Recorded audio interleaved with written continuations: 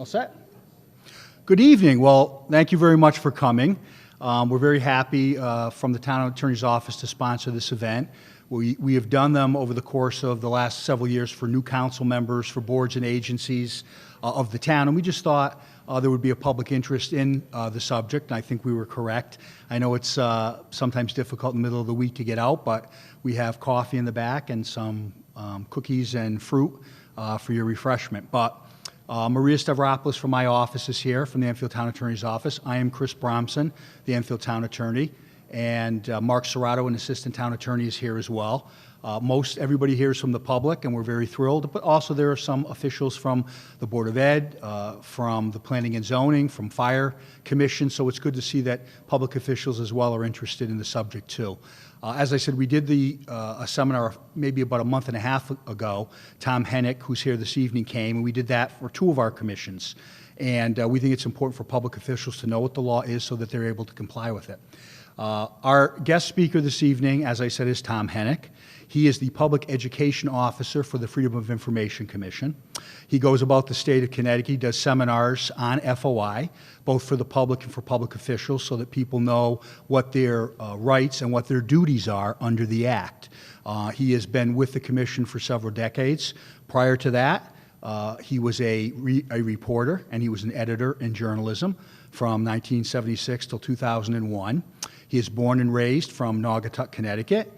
He's married. He has 3 daughters. That's probably his toughest job right there. And he is a real resource, and we're very happy that he's able to come out here. He also has a background. He's been the former chairman of the Board of Education for School District, it's Region 13 Board of Education out in his neck of the woods. So he's got a broad base in reality and the private sector, plus his expertise in this subject matter. So without further ado, I'll let you meet Mr. Tom Hennick, and he's going to do his presentation. Then I'm sure he's going to be open to questions. We also have some papers and paper. If people feel more comfortable writing it out, we'll collect it and deliver it up to him. And I would just note that we felt it would be nice to have a public participation, but also it will be on the Enfield TV site and also available on their YouTube from the town of Enfield, so people at home and others would be able to avail themselves of the information as well. So thank you very much for coming. We really appreciate it. Tom? Very, very official here, up on the podium with the cameras and all that. So Chris told you who I am and what I do, so thank you for inviting us. First of all, we love doing these sessions. We do them all over the state, as Chris mentioned, and they're particularly gratifying when people ask us to come. Sometimes the commission orders different boards and commissions to take workshops, to have sessions, because they might not be doing the right thing. So when you ask us to come, that means you're interested in doing right by FOI, which is the law in the state of Connecticut. Let me see a show of hands. How many of you are actually board members, commission members? The rest of you are just interested citizens, want to know. So that's great. And what I'm going to recommend, if Chris and Maria think it's okay, let's try to keep it interactive. Let's try to keep it flowing. So I may say something, you may say, hey, wait a minute, that's not how I understood it, or that's not how we do it. Raise your hand. We'll ask the question, answer the questions, and try to keep it going so that you are, when we're done, you have a better understanding of what it is we try to do. One thing Chris didn't mention is that I'm not an attorney. So I don't know if that's good news or bad news. I don't know how we should. But the reason I share that with you is that I'm not going to be giving you any binding legal opinions. These are not things that you should jot down and take to court with you. It's based on, 16 plus years of experience at FOI, plus my experience as a journalist, plus what I've seen the law evolve into and what it means. But it's advice. It's advice, and the idea is to give you the tools to work with so that when you have to deal with a situation that has something to do with freedom of information, you've got a better handle on it. The law can sometimes be confusing. It can sometimes be the subject of disagreement. Right-minded people who mean to do the right thing, disagree over what the law is telling us to do. We have, one of the reasons I'm a tad late today is that we had a commission meeting that went till after 5 o'clock. And there was some very heated debate about some of the decisions that our commission was putting forward today. And, we let people have their say and different sides back and forth. And a couple of the proposed decisions were so kind of on the on the cusp of one way or another, the commission actually tabled them so they can go back and look at them again. The law is based on a really simple, easy concept. It's 42 years old. It was Ella Grasso's brainchild when she ran for governor for the first time. So the first thing to remember is that it's the law. It's not just this really neat idea. It's the law in the state of Connecticut. It's in statute, and it's based on this concept. This is James Madison. James Madison, speaking to us from the mid-1700s. A popular government without popular information or the means of acquiring it is but a prologue to a farce or a tragedy, or perhaps both. A people who mean to be their own governor must arm themselves with the power which knowledge gives. Simply put, for democracy to work, people need to know what's going on. So when it comes time to vote on your budget, when it comes time to vote people in or out of office, you have a grasp as to what it is going on. Now the problem is, if you do the math, 42 years ago, this country was in the middle of Watergate. And Watergate was a situation in a time when our country was kind of in a bad way. And most of that was due, many felt, to the fact that government was being conducted behind closed doors. Secret government being conducted without the people knowing what's going on. So there was a lot of movement to open government up. You hear the words like government transparency, sunshine laws, access to government, things like that. And Ella Grasso was in Congress when Watergate kind of exploded all around us. And she was contemplating this run for governor in 1974, and she said, you know, one of the things we're going to do, if I do run and if I do win, is we're going to have some sort of an open government law. So she ran and won, as you all know, the first woman ever to be elected a governor in her own right. And one of the first things she did in January of '75 was put forward this law, this open government law, which applied to all public agencies in the state of Connecticut. And she said, this is really important. We're going to make sure that this law is passed. And then she paused for a second and she said, and it's so important, we're going to see to it that it's passed unanimously by our legislature. Have you ever watched the legislature? Have you ever, I mean, even for a couple of minutes, can you imagine guaranteeing a unanimous vote on that law or on anything? Well, she guaranteed it and she got it. I have seen a video of the vote. There was not a single no vote in the Senate, not a single no vote in the House. She signed the bill with great flourish. It is such a pleasure, she said, and she signed it, and the law came into being. Now, that, other than being interesting, why is that important today to what we're talking about? Because to get to that point where they got that unanimous vote, where every single legislator voted yes, I read you the Madisonian idea, the concept. But the law isn't that simple. Well, I like this concept, I don't like that concept, maybe this record should be pulled back, maybe that meeting should be behind closed doors. And by the time you get through, you have this. You have the Freedom of Information Act, which isn't easy to understand and digest sometimes. How many of you ever tried to deal with it, tried to read it, try to figure it out, try to understand it? You read it, and sometimes your eyes roll the back of your head. What you think conceptually the law should be telling you to do doesn't necessarily do that. Your intuition takes you this way, the law takes you that way. We think that's because they had to do a lot of compromising to get to the point where they could vote unanimously. So sometimes you're left scratching your head, and then you just sort of think, well, maybe 42 years ago that was a concession that had to be made to somebody so that we could get his or her vote. So it became law, and over the years it has been a very useful tool. Now, those of you who are not board members, you're saying, what am I sitting here for? What am I here for? Because it's not just about board members. And a lot of people think it's a law for the media. It's not. It actually protects the rights of everybody. It's an important law for everybody in the state of Connecticut. You find out that there's a big housing development going up right down the street. You want to know about that housing development. You have a right to go to the planning and zoning meetings and the inland wetlands meetings where that development is being discussed. You have a right to look at the documents that show that the drainage is not going through your front yard. You have a right to understand where the traffic patterns are going to be because of this law. You have a situation where you're concerned about something in a budget, the town budget. You want to look at that budget document. That document is a public record. You have a right to see it.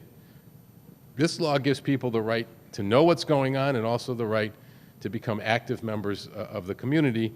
Again, so that's the way democracy works. But one other thing the law doesn't do, and a lot of people think that it does, when they see Freedom of Information Act, freedom of information, they think it's an invitation to ask questions.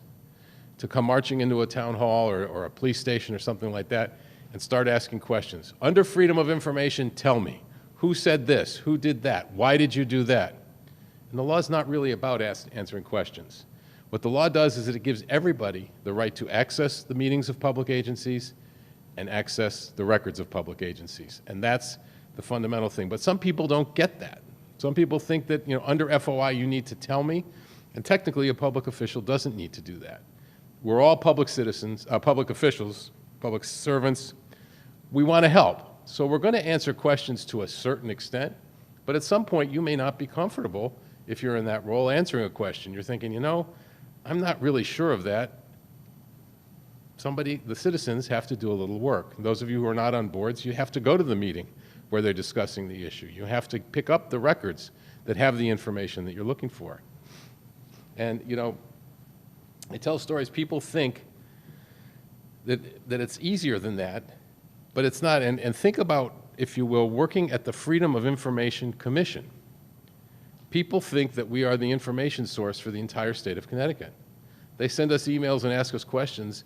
People have suggested that rather than come out and do this, that I do an hour of stand-up, sharing some of the different questions that we get. Let me just throw a couple at you. This is an email that came in the last couple of weeks. Under the Connecticut Freedom of Information Act, 1-200, when people put in the statute number, that's what makes it official, then they understand that's what. 1-200, I'm requesting an opportunity to obtain copies of public records for all licensed cemeteries and crematories. What? They're asking me to send them licenses for, well, we have to sort of explain gently that we are not a repository for records. We don't push a button and have the records come out. That's not what the law is about. By the way, this woman was writing on behalf of something called Plotbox. Has anybody heard of Plotbox? Never heard of that one. But anyway, so I wrote her a nice note. I said, look, we don't do that. You have to go to the agency that has the records, and then we come in if you don't work out. One other one. Dear sir, now I got to say this one threw me because this came from an assistant professor at Manchester Community College. So you figure somebody might have a little knowledge of the law. I'm requesting a copy of the current year salaries and benefits paid to all members of the Board of Regents for the CSCU, including Mark Ajakian. I do not know which agency I need to contact to get this information. So please forward my request to the correct agency or reply with the information so that I may forward my request. In other words, would you please do this for me? And again, that's not what the FOI Commission is in place to do. Our law created the FOI Commission to basically adjudicate situations. When people believe they've been denied access, they file a complaint with the FOI Commission. So those of you who are not on boards or not officials and you want to go to a town office and you want to look at a record and you go and say, I want that record, and they say, no, you can't have it for whatever reason, then you come to us. You file a complaint with us against the commission or the board that's denying you your access. Now, as we'll see when we go through some of this, there are legitimate reasons sometimes for denying access. But if you believe you've been wronged, you come to the FOI Commission, and then we sort of process and adjudicate your complaint. We get upwards of 800 complaints a year. A lot of people say, well, they must all come from the media outlets. They don't. It's citizens like yourselves.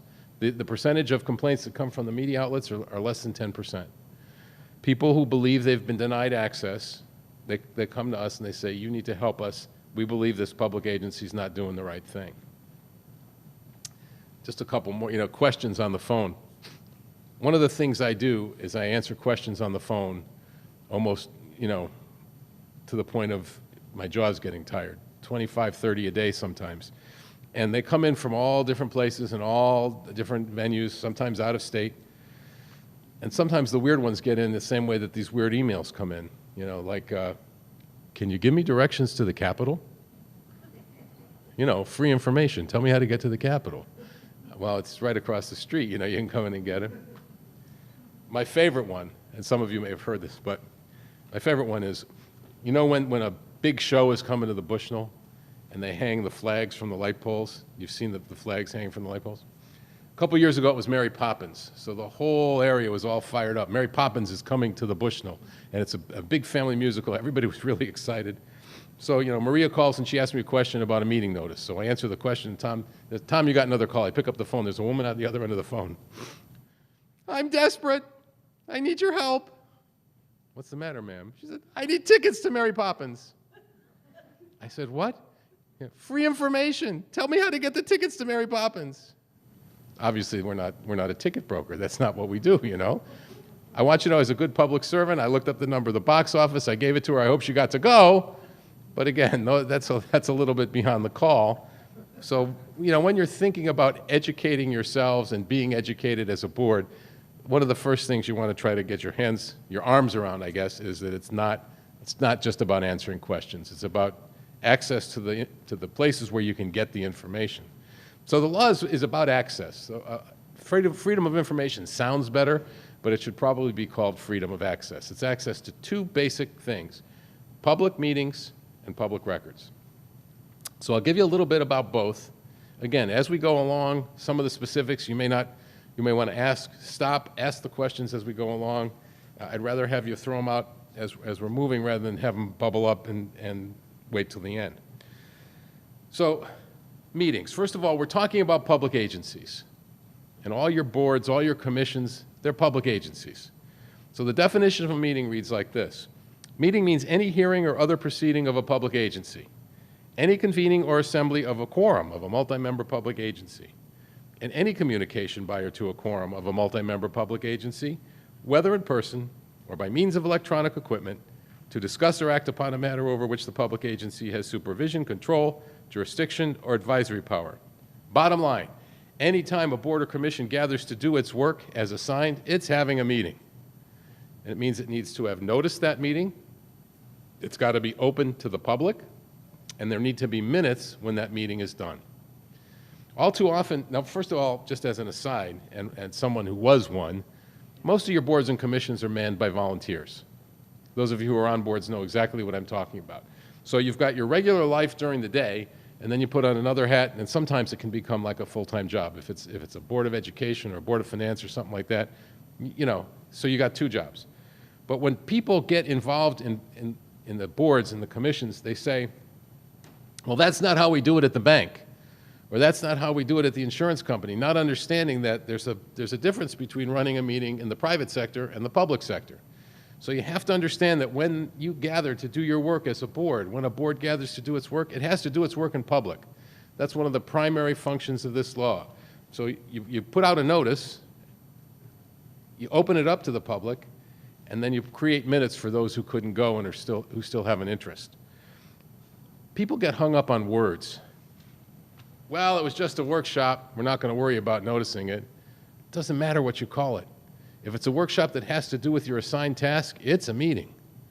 Well, we'll just sort of gather informally and talk about that, and nobody really needs to be there. And no, yeah, you do. If it's important stuff, you have to notice it. You got to do your work in public. Well, here's what we'll do. We'll have a meeting, but we won't have a quorum, and so a couple of us will talk about it, and then we don't have to. Well, now there's one where I wish I had a clearer answer for you. You know, I told you sometimes this law can be confusing.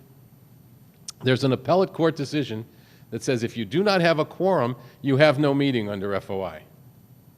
There's also an appellate court decision that says if you do not have a quorum, you're still having a meeting under FOI.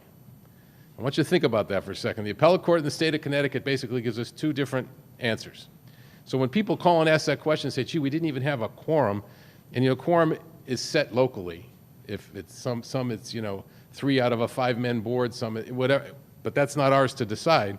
But if your quorum said, well, we didn't have a quorum, we're still going to meet and do our work, and they call and ask us what we should do, we have to say, look, it still could be a meeting under FOI. You know, what's interesting about that is that decision, would somebody please tell us one way or another, what do you want us to do? The matter actually went all the way to the Supreme Court, the state Supreme Court, and attorneys gave oral arguments on both sides.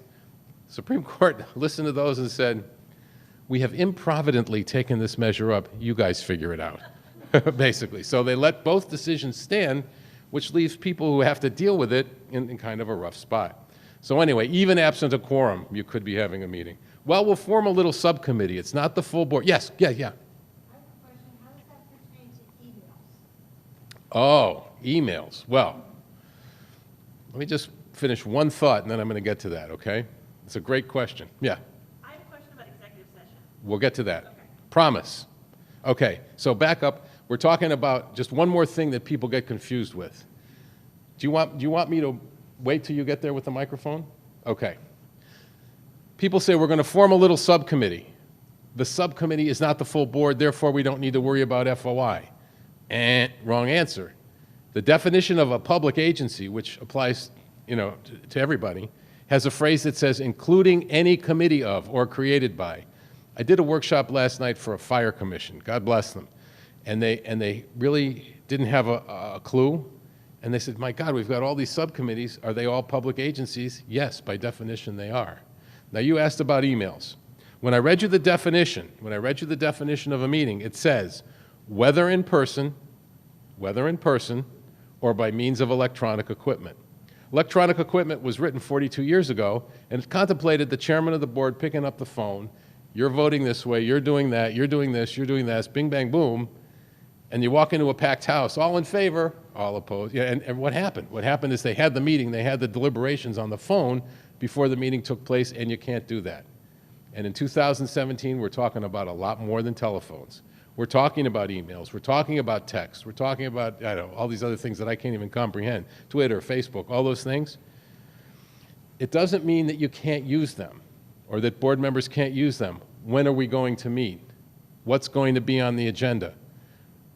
But if you start having those deliberative conversations that you should be having at the table, you've created two problems for yourself. One is you're probably having an improper meeting.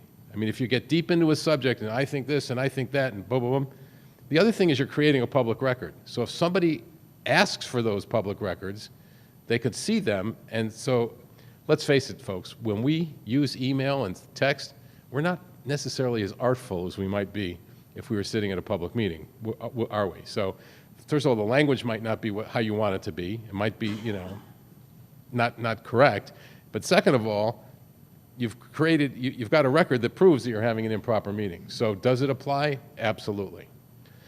The idea is you do your work in public. Now people say, oh my gosh, all these emails. Let's not get carried away. I realize we're being filmed, so I can't, I can't give you sort of the real off-the-cuff advice, but the idea is, use your heads. Chairman sends something out that says, this is how I think we ought to treat this subject. This is what I think we ought to do. Okay, that in and of itself is not a problem. You're sending out a document, everybody reads it. The problem comes when somebody on the board says, that's the dumbest thing I've ever heard, and initiates an argument that you should be having at the table. So use those devices with caution. Don't stop sending things out. Don't stop, expressing yourselves via those things. But the communication, the back and forth, the deliberation, that's when a board's getting into trouble. Okay? So the law talks to us about different kinds of meetings, three basically. A regular meeting, special meeting, emergency meeting. Regular meeting is a meeting that is held per a schedule that the boards submit to the town clerk by the end of January of every year. It says, we meet on the first and third Tuesday, the second and fourth Wednesday. That's your regular meeting schedule. A special meeting, a lot of people see that word special, ooh, a special meeting. It's not, the only thing special about it is that it's not at your regular place and time. They're the same basic meeting. You have to have an agenda. Anybody in here responsible for preparing agendas? Anybody? Poor unfortunate souls, right? Remember, if you prepare agendas, and those of you who are involved in town and you want to look at those agendas, they need to be specific. You want to look at items and you just don't want to have it be so generic that you can't figure out what's going on. The courts have told us that agendas need to be as specific as possible. They need to fairly apprise the public as to what's happening at a specific meeting. Those agendas need to be available at least 24 hours in advance for both the regular and the special meeting. The difference between the regular and the special meeting is that at a special meeting, should something arise that's not on that agenda, you can't talk about it. At a regular meeting, you can vote to add it by a 2/3 count of the board members who are present. Okay, at a regular meeting, should something come up that's not on that agenda, you can make a motion to add it to the agenda. At a special meeting, you cannot. 2/3 vote, right. A special meeting, you can only talk about what's on the agenda. So if you're looking at a special meeting agenda and it has old business, new business, other business, without anything specific under there, that's a problem because you can't say, is there any other business? because it's not specified what it is. At a regular meeting, if it says other business and someone says, is there any other business? Yes, I'd like to talk about this topic. You can vote to add it to the agenda. That's the fundamental difference. Now, the third kind of meeting doesn't have an agenda. The third kind of meeting is an emergency meeting. And I always discourage boards and commissions from using the emergency meeting because the first thing that happens when you have an emergency meeting is people say, what was the big, why didn't they tell us? What are they hiding? They must be keeping something from us because they didn't notice the meeting. The bigger problem is that what constitutes an emergency in the eyes of the law, the bar is much higher than you and I might think. We have holidays that fall on Mondays in Connecticut. President's Day, Columbus Day, things like that. Martin Luther King's birthday in January. Every Tuesday after one of those meetings, without fail, I will get a call from somebody in the state that says, Tom, we've got a problem. I said, what's the problem? Our regular meeting is tonight, Tuesday night. And I always put in our agenda Monday, 24 hours in advance. I forgot town hall was closed yesterday. So I'm making tonight an emergency meeting because it's a real emergency. We got a lot of work to do. Now, in your mind, it's an emergency. It feels like one, but the law would say no. Oops, I forgot is not an emergency.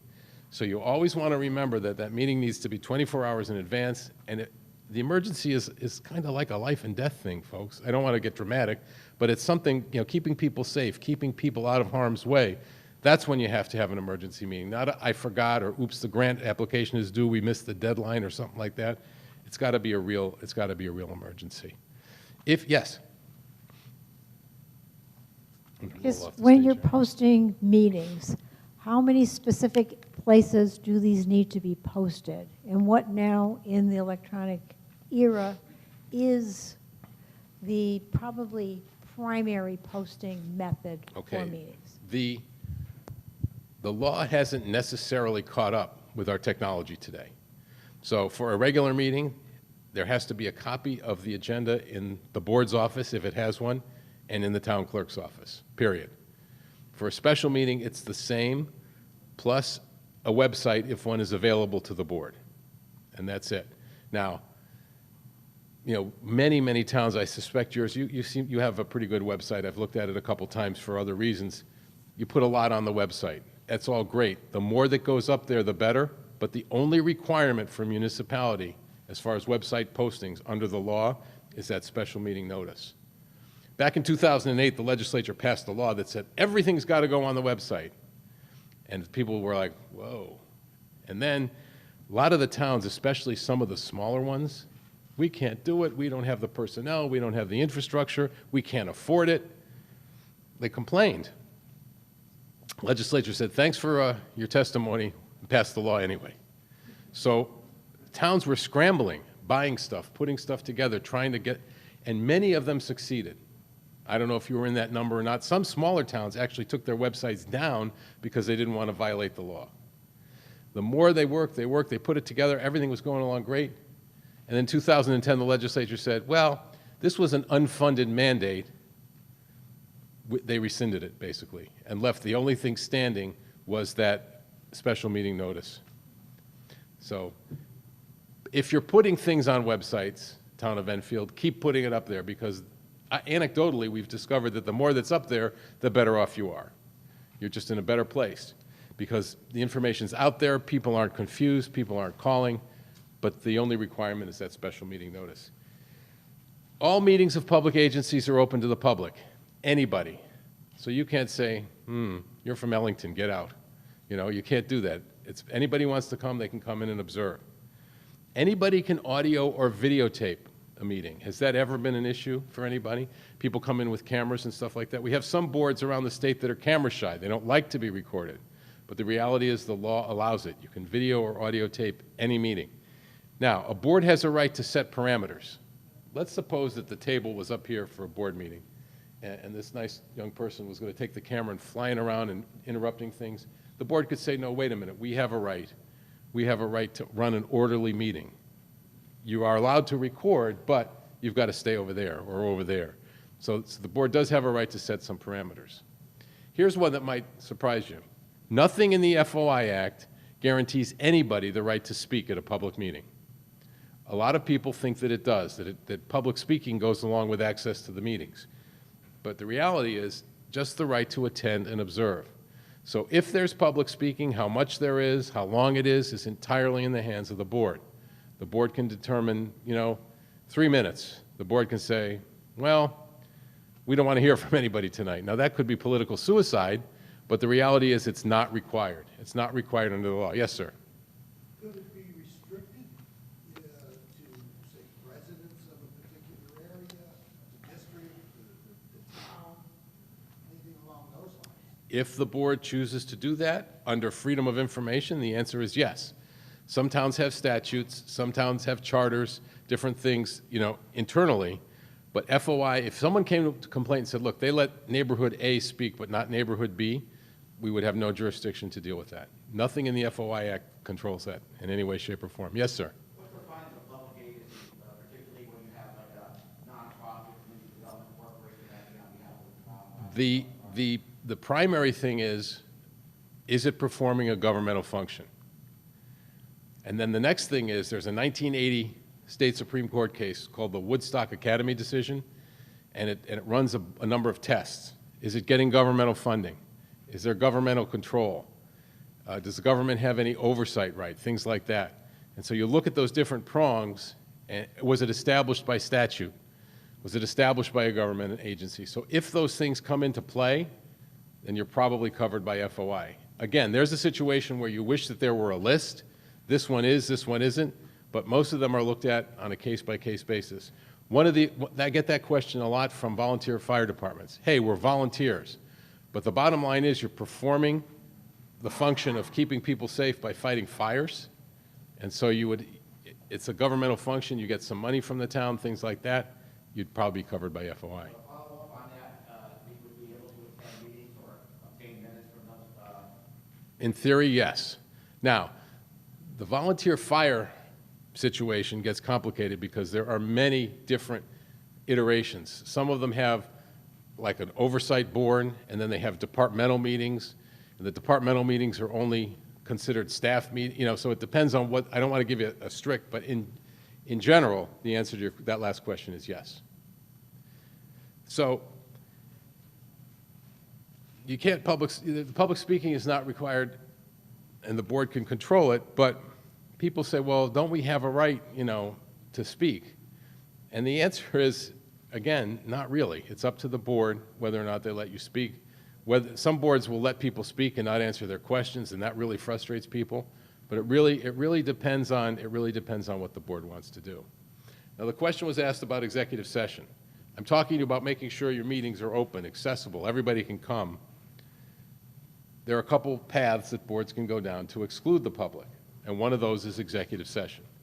Has everybody in the room heard of that term when I say executive session? Understand that an executive session is a portion of a publicly noticed open meeting. It is not a separate entity. I took a phone call this afternoon before I left from a young reporter down in the Darien Way, and she said, this board that I covered does a strange thing. It has its executive session before the meeting, and when I got there in time for the executive session, I said, I want to see you, go into executive session. She said no, they threw her out. If she files a complaint, they've got a problem, because an executive session is still part of an open meeting. Now, even if that's the only item that a board has, it must convene in public. There must be an agenda that reflects that the executive session is coming, and the agenda, then they have to vote to go into executive session, and they have to cite the reason. So all of that has to be done in public. And clearly this board that she was talking about doesn't do that. Yes, ma'am. Want to bring the microphone over? Okay. You said they must recite the reason that they're going into executive session? Yes, they must cite the reason for executive session. There are 5 specific reasons for an executive session. A personnel matter, pending claims or pending litigation, a security matter, the sale, the lease, or purchase of property. The town is going to build a new school, and it is looking all over town at different parcels where they want to do this, and they're looking at environmental studies and traffic studies, and they're negotiating with landowners to try to come up with the right price. Nothing would require that to be done in public, so they would go into executive session to have a conversation of the purchase of land for the construction of a new school. The fifth reason is something of a catch-all.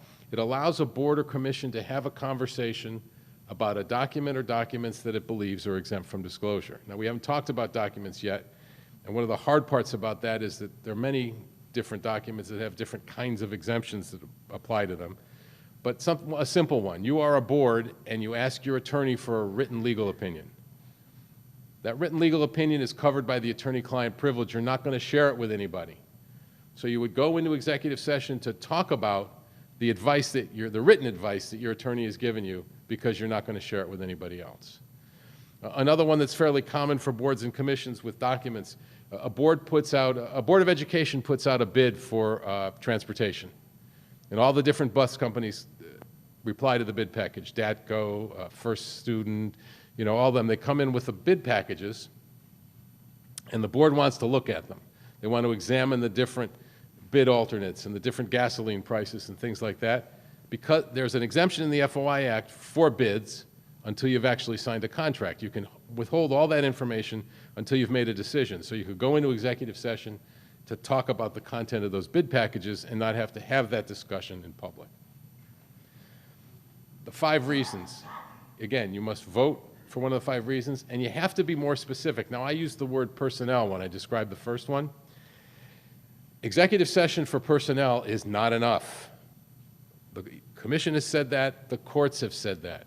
So it's got to be executive session, discussion of the performance of a public works employee, discussion of a Board of Education employee, discussion of a police officer. You don't necessarily have to name the individual, but you must have more than personnel. The person who is going to be discussed has to be notified in advance. That person then has the right to come forward and say, I do not want that discussion to be held in executive session. I want it to be held publicly. I want everybody to hear it.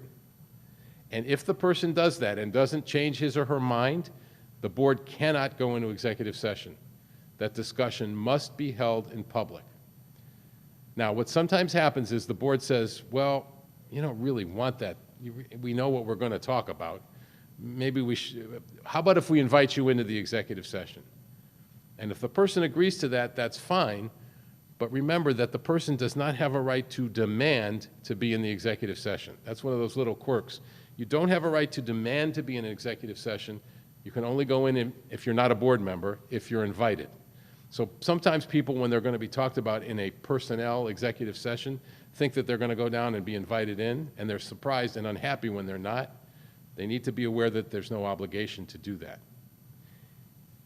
Just following up on that, so executive session has no minutes, right? That's not recorded in the minutes?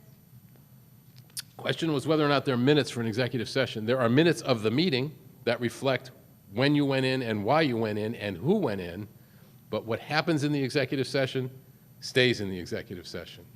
There's no minutes.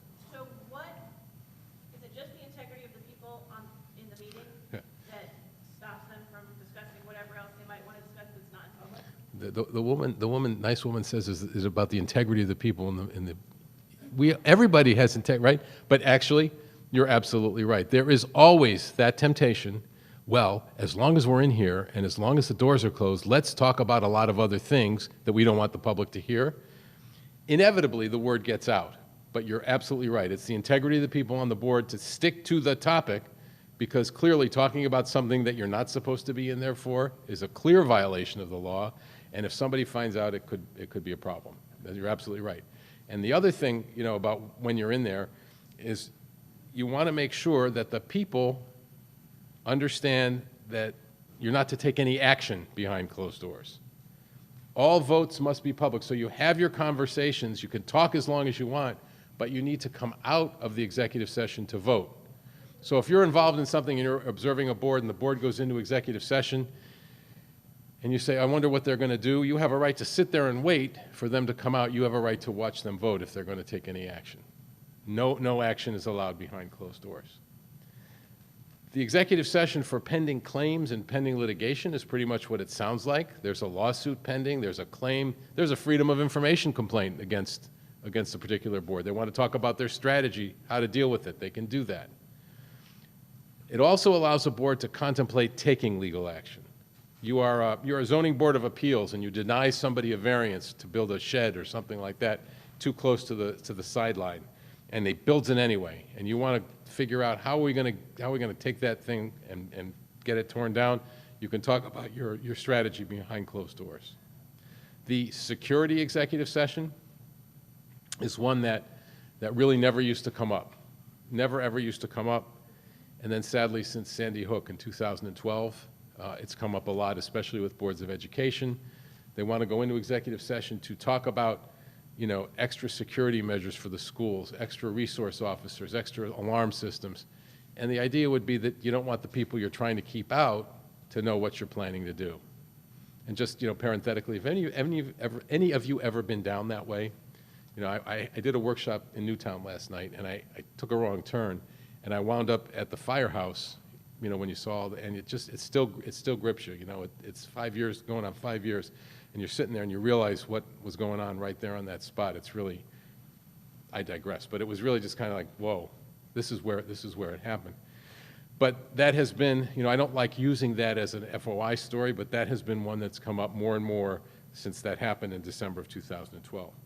So again, remember, you invite people in, you have your discussions, they need to leave. Anybody who's not a board member should leave when you begin your deliberations, and then you come out to take any action. Yes, sir. If you're a board member and you identify something's being talked about in executive session and they are ignoring you and saying, we're going to continue to speak, what recourse do you have when you come out of executive session? Talking about something improper? Yes. In the executive session? Well, it depends on how noble you feel. I'm not being funny. I mean, you should file a complaint with the FOI Commission. You should say, look, I was sitting in this executive session and clearly they were wrong and I can't let this go on. My board was violating the law, and you would file a complaint. Otherwise, we don't have the power to, like if you called me and told me about it, we're not going to come running out here with handcuffs. There has to be a formal complaint by somebody, or you tell somebody else who's not a board member and say, look, this was going on in the executive session, you need to file a complaint. Somebody who's interested in making sure that the good and transparent government goes on.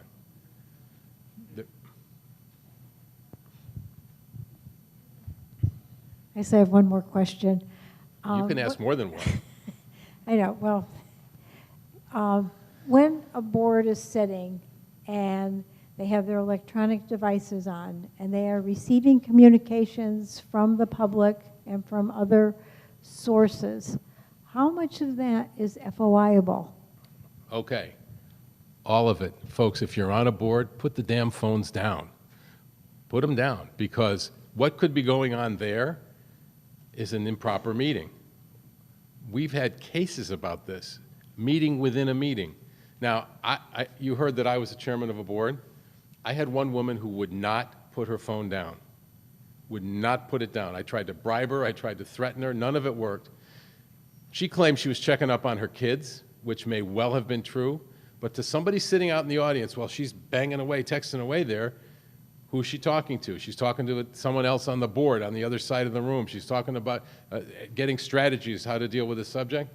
That's just bad. That's just a bad idea. Put the phones down. Now, some people take notes on their laptops.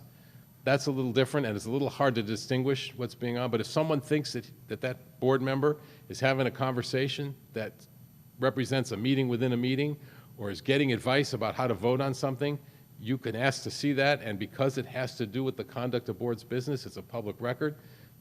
The best thing to do is to, you remember the old Westerns, leave your guns at the door, leave your phones at the door. It's really the best way to do it.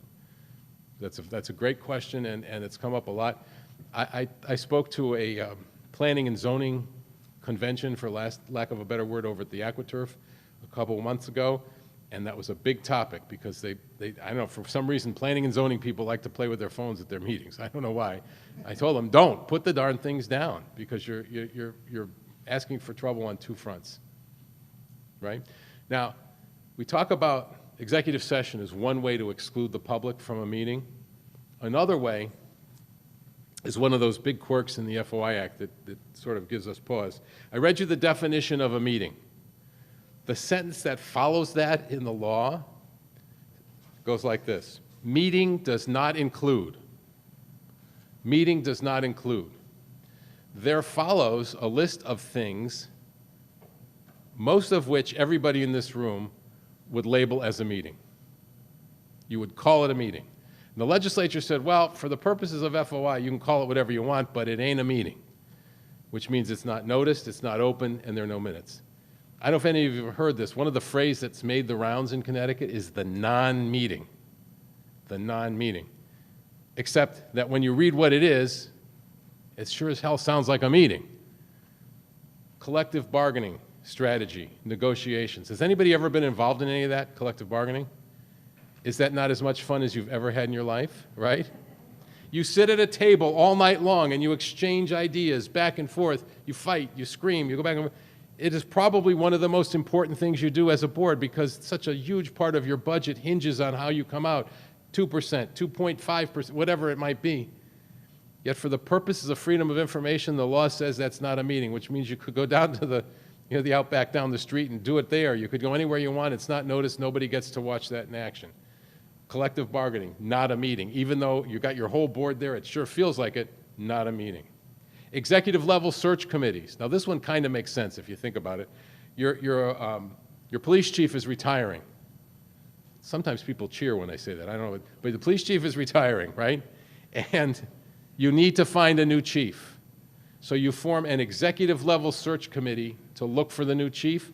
That committee can operate outside of freedom of information. Again, not noticed, no minutes, not open to the public.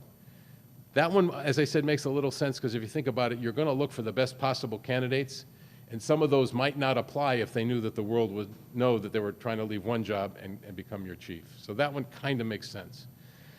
But again, think about the importance, the magnitude of that job, and you're thinking, okay, he's selling us everything has to be done in public, but that's one that doesn't. Now, at the risk of getting chuckled at, is Enfield very political? There's a piece that now we are absolutely certain that this provision was put into the law to appease enough people to get those yes votes that I talked about in the beginning. The law allows members of a board to caucus, which says that members of the same board and the same party can go anywhere, anytime, unnoticed, and have a conversation. Now again, intuitively, think about that. You've got a board that has 9 members, and 6 of them are of the same party. So if they're off making decisions, they're going to carry the day when they come to the meeting, and then what's the purpose of the open meeting? It's a giant loophole in the concept of open government. People question this. We know they questioned it when the law was being written in 1974 and 75. Don't worry about it. It's only about like who brings donuts to headquarters on Saturday morning or who puts the signs up on Main Street. It didn't quite turn out that way. The caucus is a giant loophole. But boards get into trouble with that because, okay, we're going to caucus and let's bring in the Board of Finance guys to talk with us, or let's bring in the superintendent of schools to talk with us. Same board, same party only, or else it's not a caucus, it's back to being a meeting and you've got yourselves a problem. The last thing I'll throw at you about meetings, minutes. Minutes need not be the recreation of War and Peace. They are not every word that everybody says. They are not a transcript of this meeting. Concise, crisp, recapitulation of what happens, a summary. It must contain a record of the votes, who votes for what or for whom, but that's the only thing it must contain. Beyond that, it's up to you. You're obviously creating Enfield's political, record, not political, historical record. Maybe that was a slip of the tongue, I don't know. Historical record as to what happened so that when I pick them up in 5 years, I know what the board was thinking, but it's not blah, blah, blah, blah, blah, blah, blah. People will stand up and say, I want every word of this in the minutes. Well, if you want to put it in, you can, but it's not required.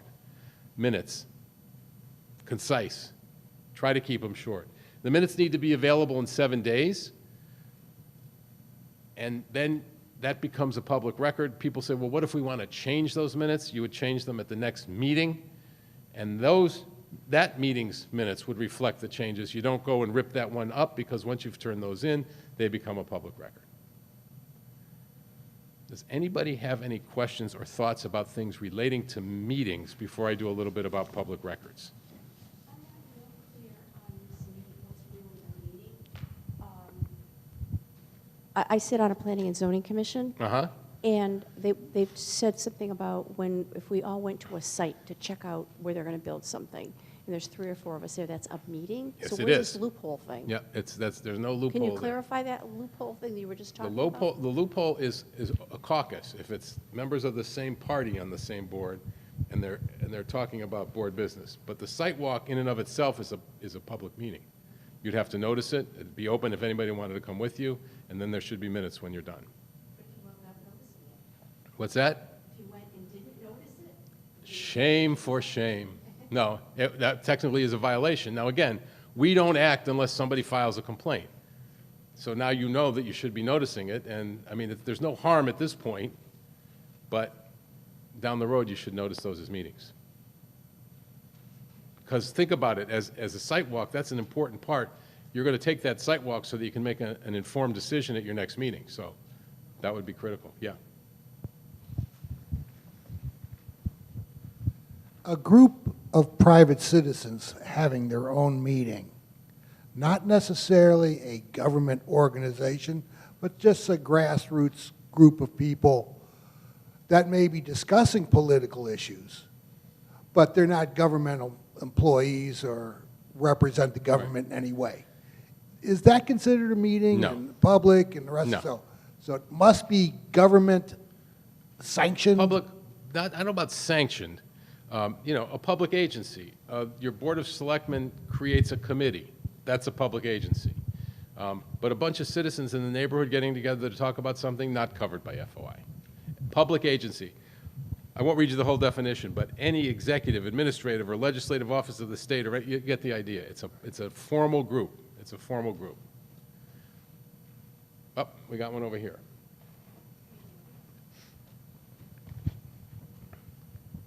How long do you have to retain your minutes? Forever? How long do you retain minutes? I don't know. And you're saying, hey, wait a minute, aren't you supposed to know that? There is a whole separate set of records retention laws in the state of Connecticut. Now, I believe the answer on minutes is forever. But on other documents, it tells you how long to save what and what needs to be saved. And by the way, those laws apply to the emails and the whole thing and the texting and all that. So you know, think hard before you start using those devices because you're creating a public record that you might have to save. You're going to get your exercise. There's a question in the back. Can you talk about town committees? Can you talk about town committees being a agency? I like Republican Town Committee, Democrat Town Committee. I see them, as the gentleman said, we're a separate group. We meet. We're kind of like a group that chats together. But do you see it that way? Political town committees are not public agencies. Right. Period, end of story. That's it. That's it. That's all you need to know. Now, see, they did that on purpose. I'm going to kind of keep expounding on this Yeah. private kind of Okay. agency. Grassroots group of people, say, And the people for Enfield. whatever. Yeah, okay. Everybody in this room probably has an idea who we're really talking about, but. Okay. Now, say there are officials that are also involved in that group. If there is a quorum of those officials in that group, is Okay. that, Now, there's one of those questions, you know, talk about things where you start to, you know, the rock starts, the snowball starts going down the hill. Conceptualize. You've got a group, a grassroots group, citizens only. But you now have a quorum of a board, or even 2 members of a board who are there. If they are accused of and found to be conducting their board's business within the workings of that group, that's a problem for them and their board, but not for your grassroots group, if you're following me. So in other words, 3 members of a board are part of your association, part of a homeowners association. Let's not even make it political. And while they're at the homeowners association meeting, they start doing their board's business, that's a problem. But if they're just there doing homeowners association business, not a problem. okay? All right, one more, and then we'll talk a little bit about records. No, that's okay. Dan, don't be sorry. You can ask them all night long. So. We're here all night, right? I'm just trying to clarify this in my head. So let's say you're at a ice cream social at a school, it's a PTO event, and several board members come out to support the event, and members, parents, or whoever are there for the event start talking with them about issues that are before the board. Is that problematic or no? No, where's the line between Here's a what I conversation say. Let's not get and- crazy Yeah. about that. If they go off in a corner and start deliberating, then you got a problem. Okay. But for them to represent their board at an ice cream social, that's a great example. Let's not get nuts about it. You know, let's let them have those conversations. Let them answer questions with the idea that, you know, sort of the caveat that they're not there, you know, No action's representing the being whole taken. board. Yeah. They're just speaking to you as what they know from the board. You know, reality check. Where do the best meetings in Connecticut take place? Dunkin' Donuts? In the parking lot after the meeting, or the bars, or the Dunkin' Donuts. People are not going to stop talking to each other, you know, and we're not going to be running around and be so naive to think, ooh. You just don't want to set your budget over the eggnog at the Christmas party, you know. You want to do the important work in public and make sure that you're cognizant of that and doing it that way. All right, sure. Let me talk to you a little bit about public records. When you read the definition of a public record, it kind of comes to us in two parts. Public records or files means any recorded data or information relating to the conduct of the public's business, prepared, owned, used, received, or retained by a public agency, or to which a public agency is entitled to receive a copy by law or contract, whether such data or information be handwritten, typed, tape recorded, printed, photostated, photographed, or recorded by any other method. Part 2. Except as otherwise provided, and it's scary that I can actually look up, I've been doing this so long, but now I got to read it. By any federal law or state statute, all records maintained or kept on file by any public agency, whether or not such records are required by any law or by any rule or regulation, shall be public records. And every person shall have the right to inspect such records promptly during regular office or business hours, copy such records in accordance with subsection G of 1-212, or receive a copy of such records in accordance with 1-212. Bottom line, simple. Every record held by every public agency in the state of Connecticut is defined as a public record. And in theory, anybody can get a copy of that record or can come in and ask to take a look at it. Now, if it was that simple, what are we doing here? Go home. But on top of those base definitions, folks, there are exemptions, there are exceptions, there are exclusions, and it's incumbent upon the people asking for the records, but more so the people who are the curators, the keepers of those records, to know what some of those are, because there's sometimes you can't get a record, even though it's defined as a public record, or an agency is allowed to withhold it should it so choose. How many of you make records requests? Anybody? Okay. So when you go in and make a records request, everybody, you want to be as specific as possible. You want to say, you don't want to, some people do this, and it winds up going badly. You want specific records, you ask for those records. The agency then has 4 business days to respond. By respond, I don't necessarily mean produce the records, I mean acknowledge. We are in receipt of your request, we're looking into it, we're going to get them, we don't have them, take a hike, whatever that is, 4 days. Failure to respond within 4 days means that they've told you no, and you can file a complaint with the FOI Commission about lack of access denied. But what happens so often is that people make the request and they expect instant results. The FOI Act does not guarantee anybody instant results. The FOI Act, you might have heard the word, says you are entitled to prompt access to records that are not exempt. What's been your experience? Well, they have gotten around to it. Okay. It's, yeah, and prompt is in the eye of the beholder. Aha, he stole my phrase. What does prompt mean? I mean, really, what does prompt mean? Nobody knew what it meant.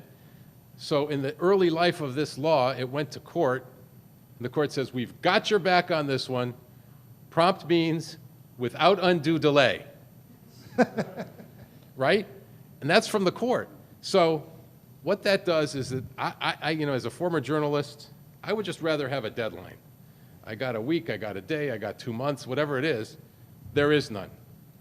So prompt is clearly in the eyes of the beholder. And prompt really has a lot to do with where the records are kept, what's in them, whether Chris and Maria have to review them because they're things that you can't see, who's on vacation, what time of year it is. All of that comes into play. And when I do these sessions for public agencies, I did one this morning for public information officers at police departments, a bunch of different PIOs. And, who's on the counter that day? Whether they're out, chasing bad guys all over town and they don't have time to look for your record. All of that comes into play. And the agency, all I said to them was, look, prompt, without undue delay, reasonable, but only understand that it can't cast it aside. It can't be something that you don't work on because it's every bit as important as other things you do. It's just not the only thing that you have to do.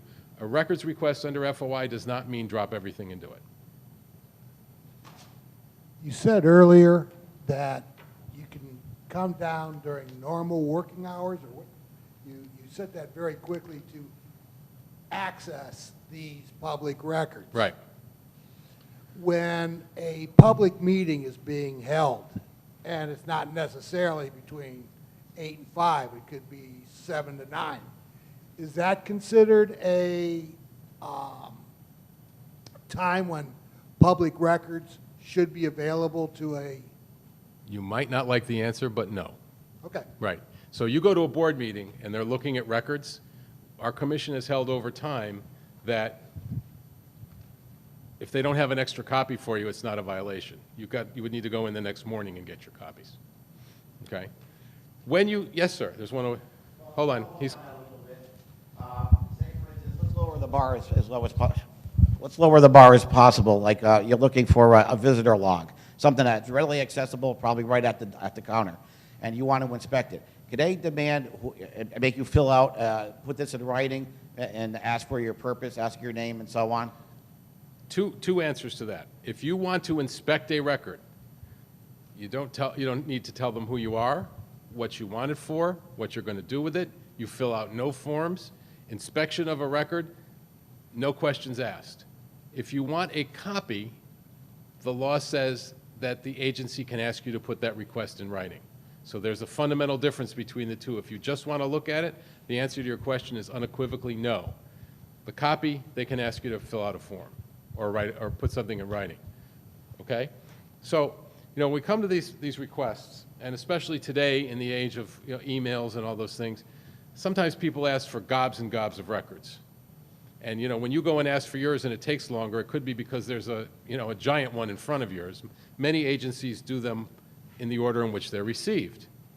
So what you want to think about on both sides is to try to be specific and to try to narrow it down to produce the records that give you the information you're seeking and not just sort of throw everything at the wall to see what sticks, because it'll make things move much more quickly. And if you are an agency, if you're on a board, and someone asks you for the sun, the moon, and the stars, see if you can have a conversation. Requesters, don't be afraid to have those conversations. You would be surprised how often and how well it works to have a conversation, and then, gee, I don't really need all of that. I'm really trying to find out this. Do you have well, you only need 2 pages because all that you're looking, have those kinds of conversations. I wish I could tell you that worked every single time, but it works more often than you think. And it works so that you can come up and then you find out what you need to know. The agency has less work to do and it costs you less money. Don't forget that the agency can charge you up to 50 cents a page. And the agency can also get its money up front if the cost of your copies exceeds $10. So if you're asking for a lot of stuff and you're not budging on that, you may have to fork over a couple $100 before you even get your records. One follow-up question. Say the records are kept, for instance, like at the town hall, because they have a contract with an agency like a community development corporation, and they both have a contract, let's say. Can I go to the business of the Community Development Corporation during their hours and ask them, or are they going to send me over to the town hall? Okay, the request should be made of whatever agency has the records. But if you go there knowing that they're at town hall, you're wasting your time. They'll say, yeah, okay, that's no problem, but we don't have them stored here. You've got to go to town hall. Even though they are, in fact, stored there, they probably would have the originals there? Well, okay, if they have a copy there, then yeah, I mean, it depends on where the records are. You would go where the records are, you would make the request of where the records are kept. Now, some small agencies have an office, but the office isn't open and the records are at town hall. So, you know, you'd want to know where they are. There's no real problem. I mean, if they have a copy and they send you to town hall because they don't want to deal with you, that's a problem. But if they don't have copies and they're stored at town hall, that's perfectly okay. Yeah, yeah, no buck passing. If they have the records, they gotta take care of it. You mentioned there were exclusions to, Exceptions, Yes, exceptions, exclusions, yeah. and exemptions. yeah. Could you speak a little more information about that? Give us You a want a little couple more hours? Right? The How about the highlights? The problem is, let's start with the exceptions. When I read you the definition, it said, except as otherwise provided by any federal law or state statute. That means that there are federal laws and state statutes that say, thou shalt not release. Those are records that you can't give out. Anybody involved in any way in education. There's a law that educational institutions have to go by. It's called FERPA, Family Educational Rights to Privacy. And it basically tells educational institutions that you can't give out records that personally identify students. So many times people will go to boards of education or superintendents of schools and look for records, and they can't have them because this federal law overrides, supersedes the FOI Act. I mentioned law enforcement. Has anybody ever heard of a NOLI when it comes to law enforcement? What that basically says is that after 13 months you've been arrested, the case is nollied, the record is basically erased. So when people go to a law enforcement entity and ask for a record of an arrest that's been erased, it's nollied, the law says you can't have it. It's been erased. It doesn't exist anymore. Those are federal and state laws that override the FOI Act. Now, the problem with the exceptions is there is no list. You know, I chuckled a little bit when you asked the question. You need to sort of take a peek at the exceptions that guide the records that you keep. And our legislature, God bless them, has a tendency to just toss them out there and not bother to tell anybody. Blah-de, blah-de, blah-de, blah-de, blah-de, blah-de, blah, shall create a report, blah-de, blah-de, blah, shall be confidential, blah, blah, blah, and nobody knows it. A couple of months ago, I took a phone call from a woman working at the State Department of Education. She says, I've got a request for this new report. It was, as of October 1st, these boards had to, some of them had to produce a report, and I don't think I can give it out. So, okay, so we went back, she was on her phone, I was on mine, we were both looking at the legislation, and clear as day it says, shall create a report which shall be confidential. Shall be confidential. So that's a report that nobody can see. The legislature has said shall be confidential. The exceptions, you can't have it. She says, oh boy. I said, what's the problem? She says, I got a request for it. I said, well, you can't give it out. She said, oh no, it's a problem. I said, what's the problem? Making the request for this report, true story, are legislators who sat on the committee that wrote the bill that said it was confidential. Sometimes they don't even know that they're making it. So you need to have kind of a handle on some of those things. Exclusions, they are in the FOI Act. Section 1-217 is a simple thing, and it's not as broad as it once was. It basically says that you don't give out the home addresses of certain individuals. Judges, correction officers, police officers, firefighters, those are just a few who are in there. It used to, there was a long debate for a long time, and the law was sort of revised and altered in 2012. It doesn't apply to land records. It doesn't apply to tax records. It doesn't apply to voter records. And a lot of people thought that it did, and there was a lot of back and forth. You know, a simple example would be, well, first of all, somebody goes to your police department, you don't give out the home addresses of the officers. Somebody is on your Park and Recreation Commission who's a police officer. They say, look, here's my badge. I'm a sworn member of a law enforcement. Please don't give out my home address. You would redact it if somebody wanted a list of the Park and Rec members. Now the exemptions, so those first two say shall not release, shall not release. The exemptions are in the FOI Act, They're in Section 1-210. There are 27 of them. And here comes the fun part. They are what are called permissive. So the first two are required, shall not release. The ones in 1-210 say may not release. So you're allowed to look at the record, say, gee, it may fall into that category, it may not. Okay, I think it does. And then you have to decide whether or not you're going to give it out anyway. That is one of the most difficult parts of the records provisions for people who have to deal with records requests, because it may fall into the exemption, but you may want to withhold it. And they run the gamut. Records that, well, personnel records, for one thing. A lot of people, when they come to the public sector, they think, well, it's a personnel file, nobody's going to see it. Surprise, even personnel records are subject to disclosure unless they constitute releasing them as an invasion of privacy. Records that are created as part of strategy negotiations with respect to lawsuits or collective bargaining. Records that might have trade secrets in them. Records that, if released, might be a security risk. Records that, let's see, tax returns. There's an exemption for attorney-client privilege, tax returns, things like that. There are a wealth of them. And what you want to do if you get a request for records is sort of focus in on what's in them and then sort of see if any of the exemptions apply. And just as a by the way, if you ever are in that position, we encourage you to call. We're more than happy to try to help. We'll give you an answer. You'll ask for me, I'll give you an answer.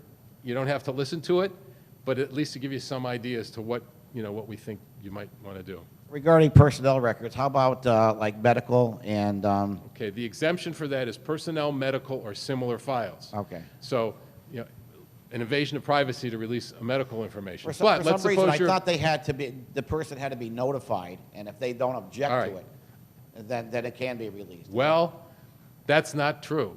Okay. Entirely. Here's what's supposed to happen. You're a town employee. Somebody asks for your personnel file.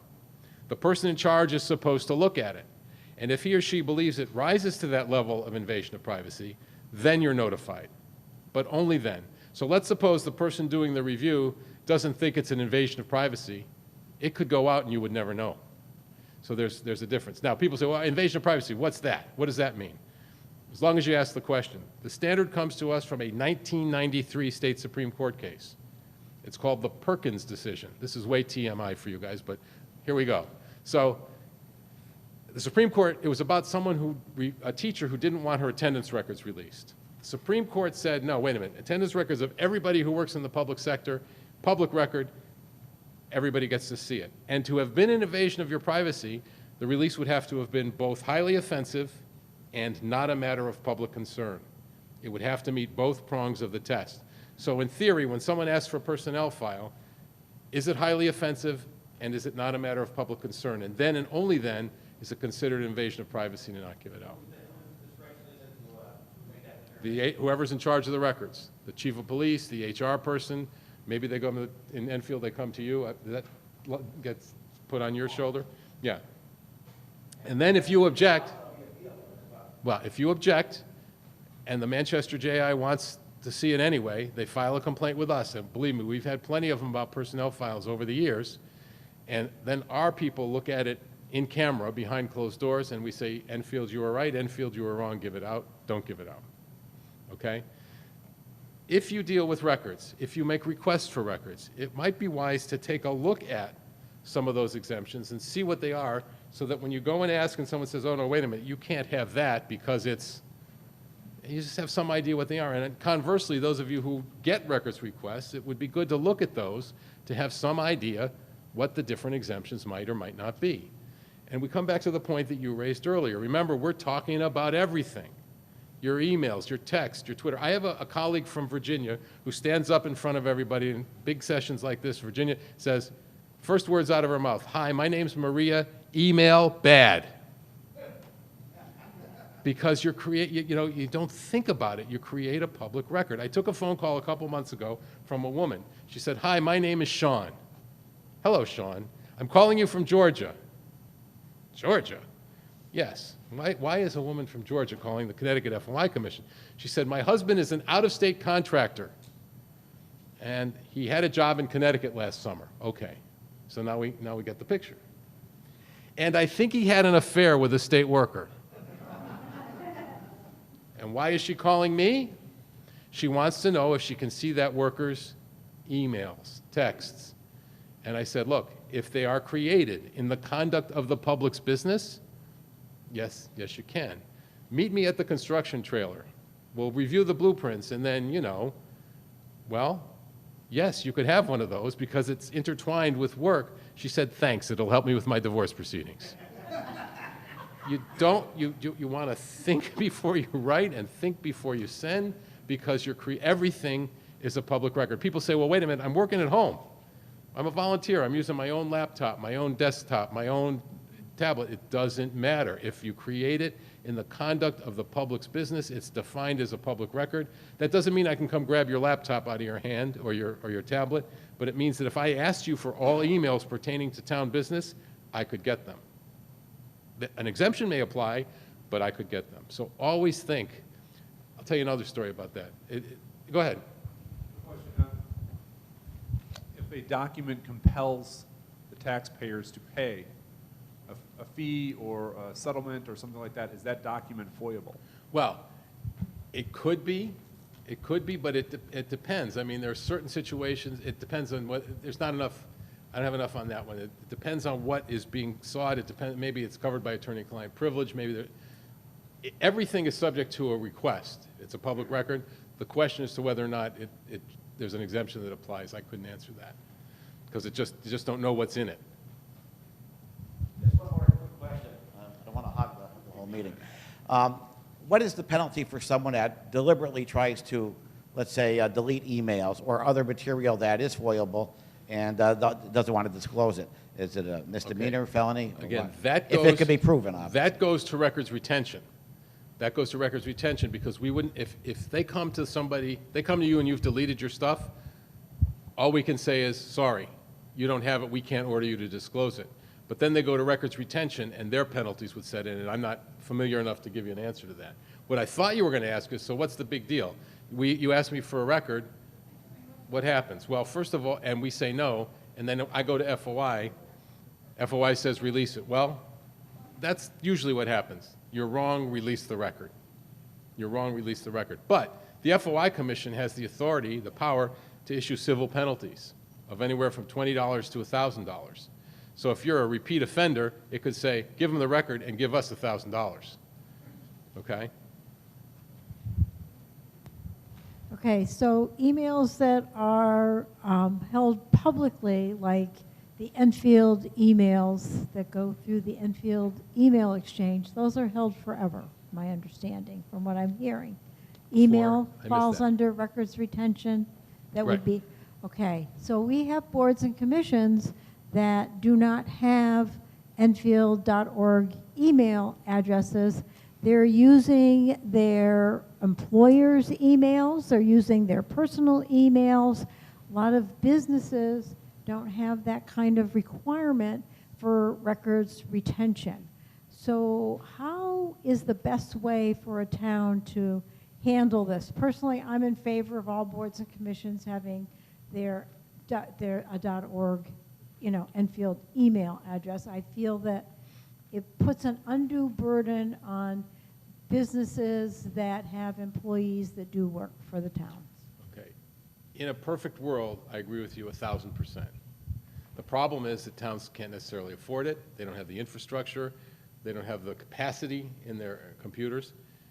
Absent that, it's really incumbent upon each individual. And it goes back to what I said, email bad, don't use it. If you're going to put your employer in a bad spot, or you're going to blow up your home computer, or maybe you do what you have to do at home and then send it to a .org so that it's retained there, and then you can delete it from your home or from your business.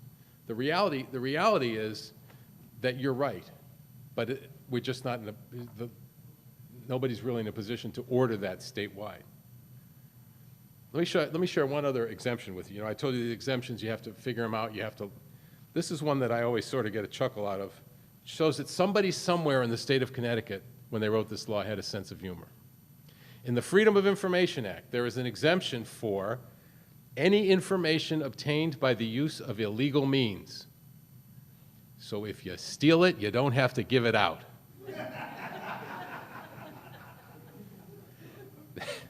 That comes to us, mid-'70s. Some of you probably remember this. Bobby Seale was on trial for murder in New Haven. And New Haven PD evidently did a couple of wiretaps that it shouldn't have done, and their legislator bolted up to Hartford and got him an exemption so they didn't have to give him out. Now, I like to tell that story. Probably should think when I tell it, maybe not at the Meriden Police Training Academy, a lot of guys with white shirts, badges, and guns. But, I got carried away. It's a good story, so I went ahead and told it, right? I told the story. People kind of laughed. They thought it was cool. And I'm very proud of myself, and I'm packing up afterwards, and this guy comes up, head down like this. "Thank you for personalizing the presentation." So what? He said, "I did those wiretaps." What do you say to that? And congratulations, you got an exemption. I don't know what I was saying. Anyway, so if you deal with records, if you make records requests, look at those exemptions and have some idea what they are so that you're not, sort of spinning your wheels when the time comes. Does anybody have any questions about anything we didn't cover, or anything you wanted to ask about or converse about? Because we're almost out of time. Look at that. We got everybody. There must be one more. No? Well, let me close with this. You want to try to be as open and transparent as possible. You want to stay away from going to the FOI Commission if you're on a board. You want to try to work things out. We always try to mediate complaints before they get to the full hearing. Sometimes it works, sometimes it doesn't. But the idea is the more sunshine you let in, the less you'll have to deal with us. But if you have issues or if you have questions on either side, please, please do not hesitate to pick up the phone. If you have a pen, the phone number is 860-566-5682. You ask for me, and I have people in the room who will testify to this. I'll call you back. I'm on the phone a lot, but I will call you back. I'll give you an answer. Again, it's not an order. It's an answer to a question. Try to help you out. So if there are no other questions, thank you very much.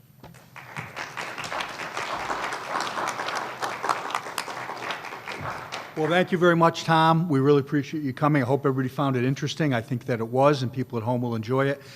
In the future, we're thinking of holding perhaps some other forums on topics. So if you think of any, please, you could email or call the Town Attorney's Office and let us know.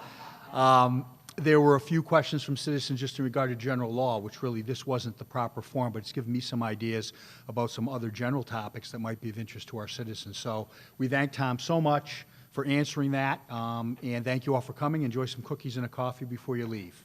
Good night.